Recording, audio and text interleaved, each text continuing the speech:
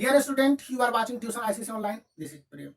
ISC class 12th और ICSE class 10th के board examination की कॉपी की चेकिंग लिबरल हुई है। आज प्रूफ के साथ जान लेते हैं कितना लिबरल हुई है और स्टूडेंट के रिजल्ट कैसे आएंगे। हम लोग चलते हैं वे बैक टू मार्च 2020।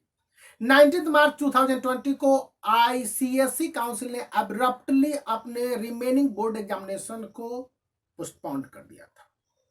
उसके बाद 22 या 23 को आईसीएसई काउंसिल के हेड गैरी राथुन साहब का एक ऑर्डर आता है, आप उसको देख लेंगे।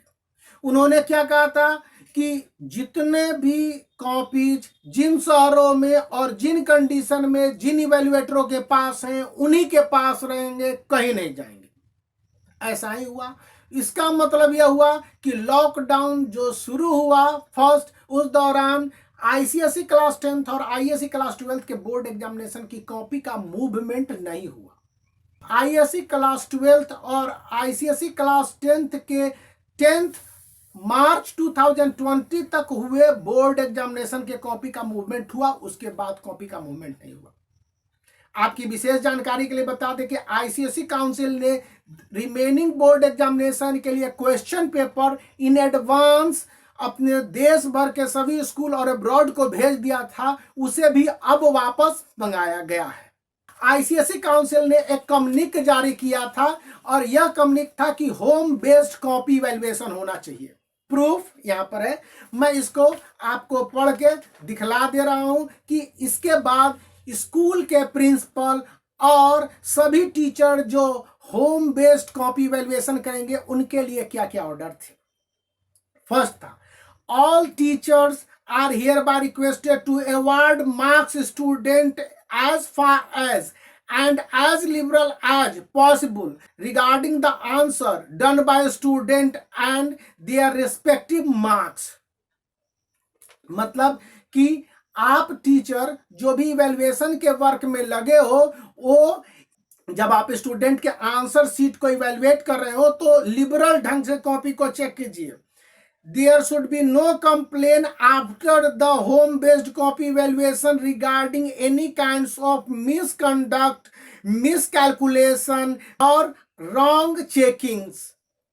सभी इवैल्यूएटर के पास यह ऑर्डर गया था कि कोई भी रॉन्ग चेकिंग्स नहीं करने हैं, मिस कैलकुलेशन नहीं होना। मतलब कि आपके जो बोर्ड के एग्जामिनेशन की कॉपी होती है उसके पहले पेज पर टेबल बना होता है और लिखा होता है कि क्वेश्चन नंबर 1 के अगेंस्ट में कितने मार्क्स मिले, क्वेश्चन नंबर 2 के अगेंस्ट में कितने मार्क्स मिले, क्वेश्चन नंबर 3 के अगेंस्ट में कितने मार्क्स मिले। सभी मार्क्स का कैलकुलेशन एक्यूरेट पेज नंबर 1 पर होने चाहिए और वही मार्क्स स्टूडेंट के कॉपी में अंदर भी होने चाहिए। इस तरह का मिस कैलकुलेशन नहीं होना चाहिए।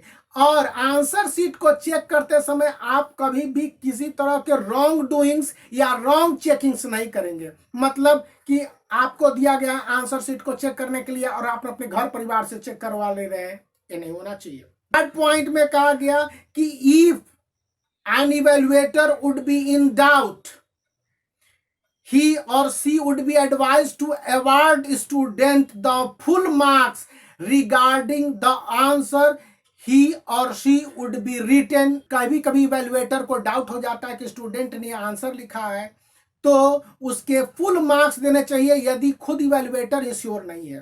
Here evaluators are not advised to consult any web materials or any kinds of internet articles because they are not considered authentic. इसलिए इन सब बातों पर नहीं आपको मानना है। You should have to consult the book and use your own mind so that justification of marks should be said and given. आगे कहा जा रहा है कि if there would be any kinds of question and its difficulty level and student had interpreted answer in other ways, he and she would be awarded marks। कहा जाता है कि if any student would have written bad handwriting for which he and she would not be penalized, bad hand writing के लिए उसे penalize नहीं किया जाएगा। He and she would be given full marks. So अगर आप इस तरह की कोई बातें सोच रहे हैं कि बैड हैंड राइटिंग के कारण आपके मार्क्स काट लिए गए होंगे, तो नहीं होंगे। If any student have attempted two question with their sub choices, means अगर कोई क्वेश्चन के दो चॉइसेज हैं ए और बी करके और आपने दोनों आंसर को दे दिया, the marks would be given to the student in which और हर answer would be the best. मतलब इवेल्युएटर दोनों क्वेश्चन को चेक करे और जिसमें सबसे अच्छा मार्क्स हो, मान लिया जाए कि 1 मार्क्स का एक क्वेश्चन है और पहले वाले में हाफ मार्क्स आया और उसके ऑप्शन वाले में उसको फुल मार्क्स मिले तो उसको फुल मार्क्स दिए जाएंगे। इसी के साथ का लास्ट लाइन जो सबसे बेनिफिशियल है और यही बताता है कि लिबरल चेकिंग हुई है कि नहीं है। There must be a scope to be found out regarding awarding the marks.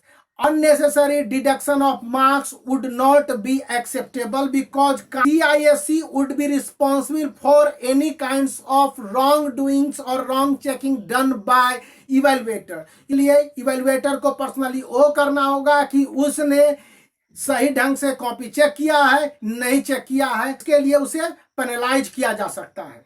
ऐसे में इवेल्युएटर डर के कितनी कॉपी को चेक करेगा, उसके पास सबसे अच्छा उपाय है कि स्टूडेंट को मार्क्स अवार्ड करे। तो इवेल्युएटर को इतने सारे बर्डन में बांध के कहा गया था home based copy evaluation ISC class 12 और आईसीसी क्लास 10 के लिए, इसलिए इवेल्युएटर ने नो डाउट लिबरल चेकिंग किया है और इस बार तो कहा जा रहा है कि मोस्ट लिबरल कॉपी की चेकिंग हुई है, इसलिए आपके रिजल्ट बेहतर अच्छे मार्क्स के साथ आएंगे, इसमें कोई डाउट नहीं है। अब रह गई बात इतने लिबरल चेक हुए होंगे तो टीचर टू टीचर वैरी करता है। इतनी इंपॉर्टेंट विथ प्रूफ जानकारी के लिए make the black thumb blue and subscribe the channel. If you will subscribe we will bring such important and fruitful information to you. Thank you very much.